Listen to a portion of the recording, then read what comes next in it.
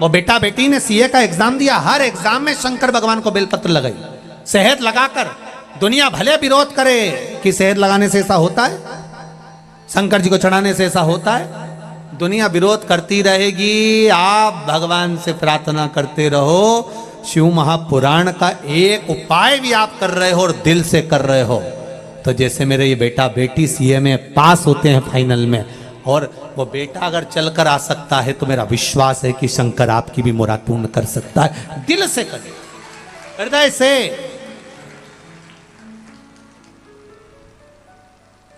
दिखावा नहीं करना है हमें। पत्र बहुत है, पढ़ेंगे समय के अनुसार, पर अपने मन से आप भगवान की प्रार्थना करिए, हृदय चित्त से, दिल से करिए। महाराज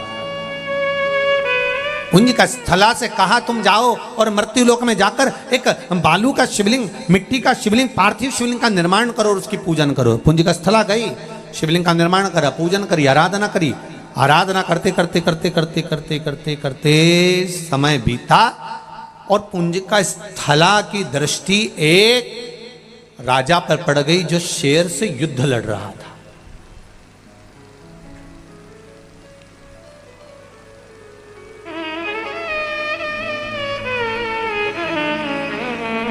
शेर से युद्ध लड़ रहा है। 3 बार शेर ने आक्रमण करा और उस राजा ने उस शेर को मार गिराया। पुंज का स्थला की दृष्टि उस राजा पर पड़ी, बड़ा सुंदर था, बड़ा अच्छा लग रहा था, बस श्राप था, प्रेम से देखेगी और मुख बंदर का हो जाएगा। पुंज का स्थला का शरीर तो अच्छा रहा पर चेहरा बंदर का हो गया। रो पड़ी अपने चेहरे को देखकर, मैं बांदरी बन गई, मेरे बंदर बन गई। रो रही है, बिलख रही है, आंख से आंसू बह रहा है। थोड़ी देर बाद जिस राजा ने शेर को मारा था वो दौड़ता दौड़ता इसकी आवाज सुनकर, चीखने की आवाज सुनकर इसके पास में आया तो पुंज का स्थला ने क्या देखा कि इस राजा का चेहरा तो बंदर की तरह। पूछा तुम कौन हो? मेरा नाम केसरी है, मैं यहां का सुमेरु का राजा हूं। हो वाह,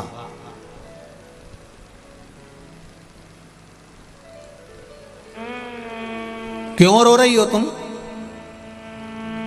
मेरे को श्राप लगा था कि मैं अगर किसी को प्रेम बस देख लूंगी तो मेरा बंदर का चेहरा हो जाएगा, अब मेरा विवाह कैसे होगा? केसरी ने कहा चिंता मत करो, मेरे को वर मिला हुआ है, मैं कभी मनुष्य का रूप रख सकता हूं, कभी बानर का रूप रख सकता हूं, ये मुझे वर मिला हुआ है। मैं आपसे विवाह करना चाहता हूं। मेरा चेहरा बंदर का हो गया तो भी आप मुझसे विवाह करेंगे? कोई बात नहीं, आप बांदर का चेहरा रखने के बाद भी आप सुंदर हो, मैं आपसे विवाह करना चाहता हूं। केसरी और महाराजा केसरी के साथ में पुंज का स्थला जो सुंदर कन्या के रूप में थी, बांदरी का जिसका मुख हो गया था, उसका मंगल विवाह हो रहा है। कन्यादान कौन करेगा मेरे लिए? मुझे कन्यादान कौन करेगा? मातंग बाबा के पास में सूचना गई तो मातंग ऋषि ने गौतम बाबा से कहा। गौतम बाबा ने अपनी धर्मपत्नी अहिल्या के साथ बैठकर माता अंजना का कन्यादान किया है। महाराज नाम बदल दिया। गौतम बाबा ने कहा इसका नाम पुंज का स्थला नहीं, मेरी बेटी अंजना कहलाई। कन्यादान किया, विवाह हो गया। कई वर्ष निकल गए, कई साल निकल गए, पर अंजना माता के गर्भ से संतान नहीं, कोई औलाद, कोई संतान।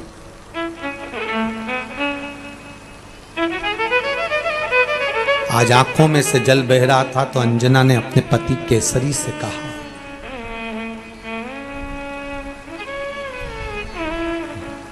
माता अंजना ने अपने पति केसरी बाबा से कहा, स्वामी कई साल निकल गए, जैसे वो मां अपने बेटे को लेकर आई कि 12 वर्ष के बाद मुझे संतान हुई है, ये शिव कृपा। अंजना की आंख से आंसू बह रहे हैं। मेरे यहाँ इतने वर्ष शादी के हो गए पर मेरे यहाँ संतान नहीं, मेरे यहाँ औलाद नहीं। स्वामी आंख से जल बह रहा। केसरी ने कहा क्या कर सकते हैं, जो भाग्य में लिखा होगा वही तो होगा ना। अंजना कहती है मेरा विवाह जिस गुरु मातंग बाबा ने कराया, मेरा कन्यादान जिस गौतम ऋषि ने कराया, मैं उनके पास जाना चाहती हूँ। आप मेरे को लेकर चलेंगे क्या? चलो। बहुत ध्यान दीजिए, दुख की घड़ी में समस्या विकट हो कहीं मत जाओ। जिस गुरु ने आपको मार्ग बताया है उस गुरु के पास 2 क्षण चले जाओ, उससे कुछ बोलो मत बोलो, केवल गुरु की दृष्टि ही पड़ जाएगी तो उतने में कल्याण निश्चित हो जाएगा कि हो गए। केवल दृष्टि पड़ जाए बस हो गए। एक बार गुरु देख ले बस, एक बार गुरु की दृष्टि पड़ जाए बस हो गया। कोई तप करने वाला, कोई मुनि है, कोई साधक है, कोई संत है, कोई साधु है, कोई सन्यासी है, कोई तपस्वी है, कोई आराधना करने वाला अपनी जिंदगी की आराधना तप साधना में लगा है, कोई भगवान के भजन में लगा है, कीर्तन में लगा है। हम उसको छुएं ना छुएं, हम उसको प्रणाम करें ना करें, पर जो भगवान की अविरल भक्ति में डूबा है उसकी केवल दृष्टि हम पर पड़ जाए तो ना जाने कितने पाप हमारे कट जाएंगे। और उम्मीद है कि कोई नई राह हमारी जिंदगी में प्राप्त हो जाएगी, नई राह में। आप जब अपने घर को जाएं, यहां से बालाजी महाराज के जब दर्शन करने के लिए मंदिर में प्रवेश करें तो बालाजी का दर्शन करते करते उनसे दिल से कहना, बाबा बड़ी कृपा करी जो हमें शिव महापुराण की कथा आपकी गोद में बैठने को श्रवण करने को मिल रही है। ये आपकी ही तो उदारता है मेरे सरकार, मेरे बालाजी, ये आपकी उदारता ही तो है जो हमें मिल रही है।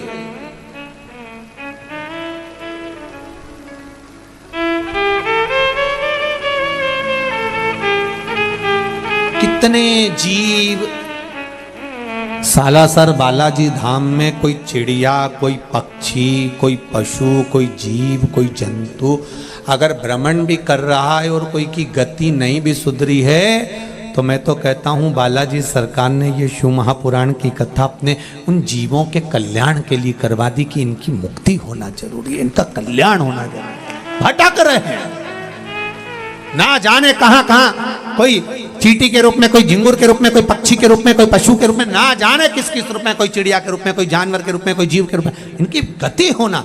और वो गति कोई दूसरा नहीं, भागवत, अन्य पुराण, शास्त्र सब 7 पीढ़ी को तारने के लिए है, पर शिव महापुराण तो 71 पीढ़ी को तारती है साहब, 71 पीढ़ी को पार लगा। सहजता नहीं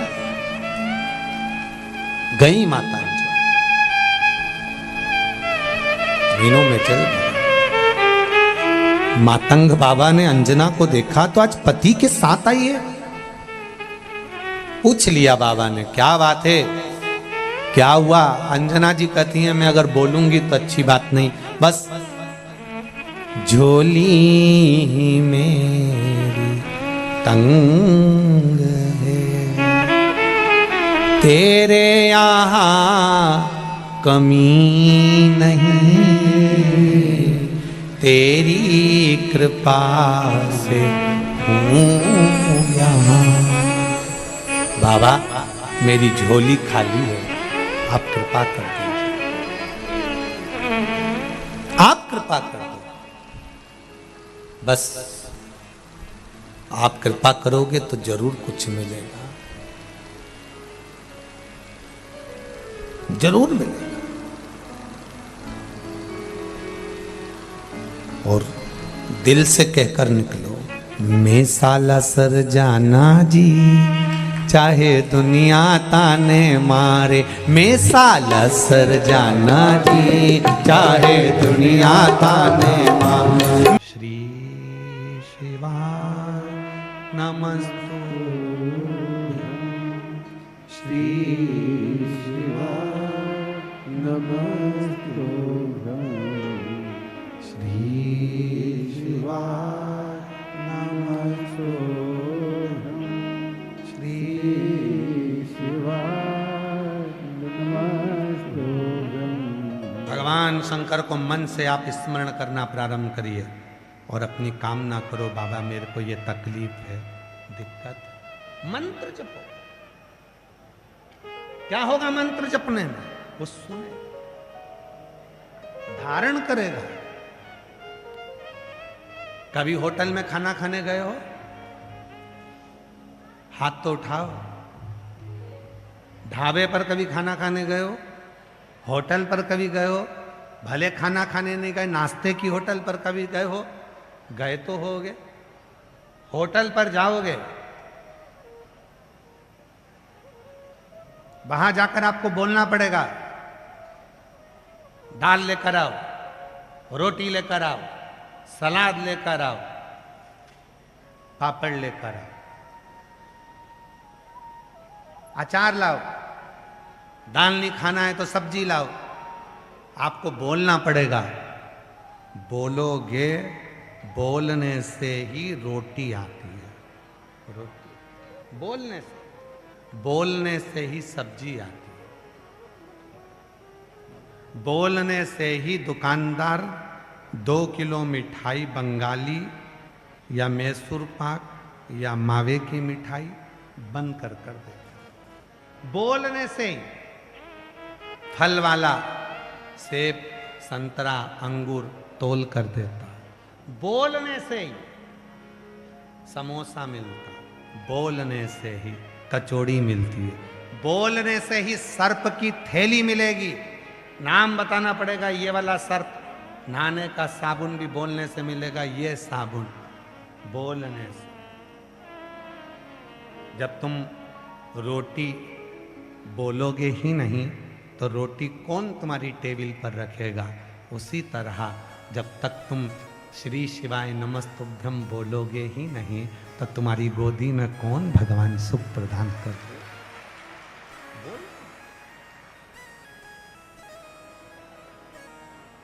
रोटी चाहिए? बोलो। सब्जी चाहिए? बोलो। मिक्स वेज सब्जी चाहिए? बोलो। बोलना पड़ेगा।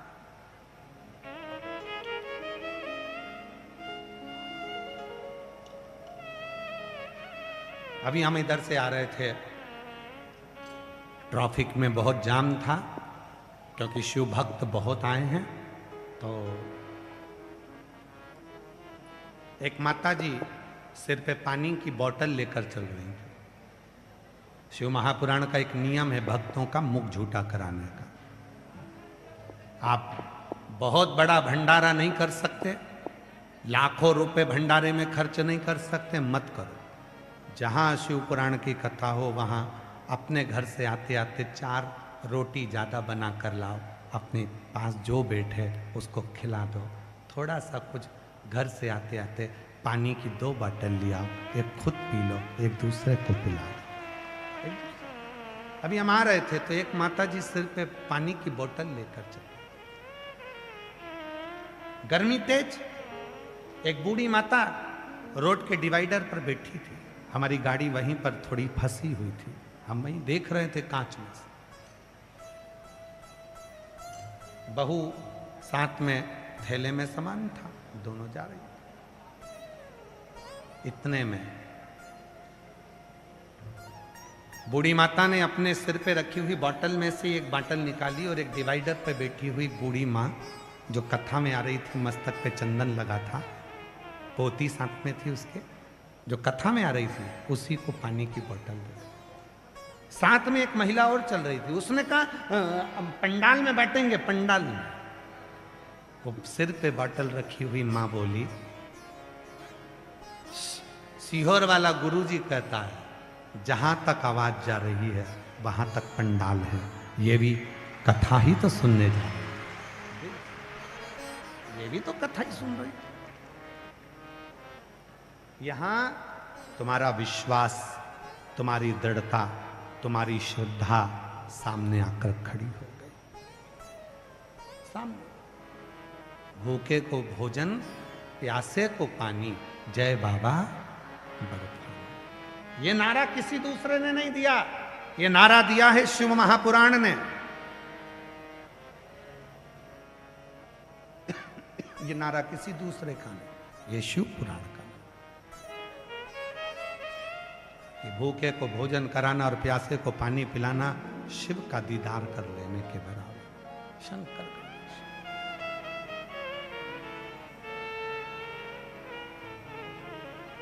और मत बुरे कर्म कर बंदे वरना पछताएगा। सत्कर्म में और भजन में धन का प्रयोग सेवा में।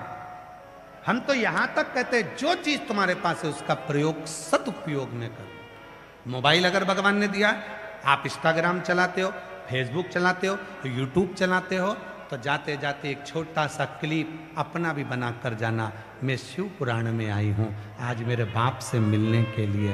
सालों बाद मेरा पिता दिल्ली आया है, मेरा कुबेरेश्वर महादेव, मेरा शंकर मेरी नगरी में आया है, और सब व्यवस्था भोले बाबा करेंगे। किसी इंसान की सामर्थ्यता नहीं कि ये लाखों भक्तों को कुछ खिला दे, बिठा दे, पिला दे। ये किसी इंसान की सामर्थ्यता नहीं है, इंसान की सामर्थ्यता नहीं। आया है भोले बाबा, करेगा। धीरे धीरे धीरे धीरे व्यवस्था होती है, धीरे सब। जहां बैठूंगी वहीं सुनेगा। आया है, दिए बिगर नहीं था। देवराज शिव को भजता नहीं था। ब्राह्मण के घर में जन्म लिया था देवराज ने, पर ब्राह्मण कर्म नहीं किया था। झगड़ा करता, विवाद करता, चिल्लाता, गलत गलत बात करता, लोगों के साथ गलत व्यवहार करता। ये तो ब्राह्मण का कोई भी कर्म नहीं करता। साथ ही साथ व्यसन भी करता और साथ साथ चोरी भी करता। चोरी का धन लाया, शरीर में ताप पड़ रहा था, कहाँ जाए। एक टूटा हुआ शंकर का मंदिर था, शिवालय, उसमें प्रवेश कर गया। शिवालय जिसने दिल से भजा। एक पत्र आया है, हम कथा जल्दी चालू करना थी तो पत्र पूरा ज़्यादा पढ़ नहीं पाए। गुरुजी, मेरे 2 बेटे हैं। बड़े बेटे का नाम आदित्य, आयु 19 साल का है। छोटे बेटे का नाम विवेक, आयु 13 साल का।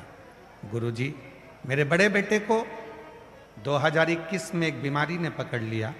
मलमूत्र की जगह पर एक बीमारी होने लगी जो मैं बता नहीं सकती। बहुत जगह दिखाया, सबने ऑपरेशन का बोल दिया। हम इतना पैसा कहाँ से लाते गुरुजी? ऑपरेशन कराने के लिए भी हमारे पास धन नहीं था। तब किसी ने कहा कि सियोर वाला बाबा कथा कहता है, आप कथा के पंडाल में नहीं जा सकते तो टीवी के सामने आसन लगाकर कथा सुनो। 2022 में मैंने कथा सुनना प्रारंभ करा। फिर मैंने गुरुजी बेलपत्र और बाबा को जल चढ़ाना प्रारंभ करा। जल चढ़ाकर अपने बेटे को देती और बाबा ने ऐसी कृपा कर दी गुरुदेव, जो बीमारी कई साल से थी बाबा ने केवल 1 महीने के अंदर मेरी बीमारी को ठीक कर दिया। आज मैं बाबा को प्रणाम करने के लिए बाबा को नमन कर। एक पत्र और बड़ा सुंदर लिखा है, एक लाइन अच्छी लिखी है बहन जी ने, आप उसको पढ़ो और सब साथ में बोलते हैं। महाराज, लुटा दिया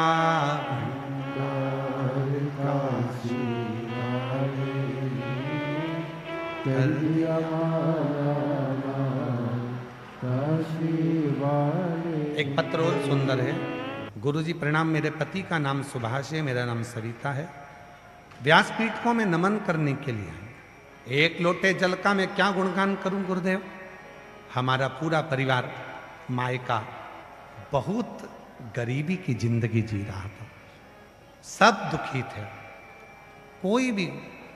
कोई फल ही नहीं मिलता था, इतना कष्ट हुआ। मेरे भाई ने कहा, जीजी क्या वो सियोर वाला बाबा कहता है 1 लोटा जल सारी समस्या का हल है, क्या मैं कोई बड़ा अधिकारी बन सकता हूं? तब मेरे भाई को मैंने कहा, सियोर वाले बाबा के पास इतने पत्र आते हैं, तेरा भी पत्र जरूर जाएगा, तू अच्छी मेहनत कर, 4 गुना पढ़ाई कर। सियोर वाला बाबा कहता है मेहनत 4 गुना कर, और बीच वाली पत्ती पर शहद लगाकर शिव को चढ़ा।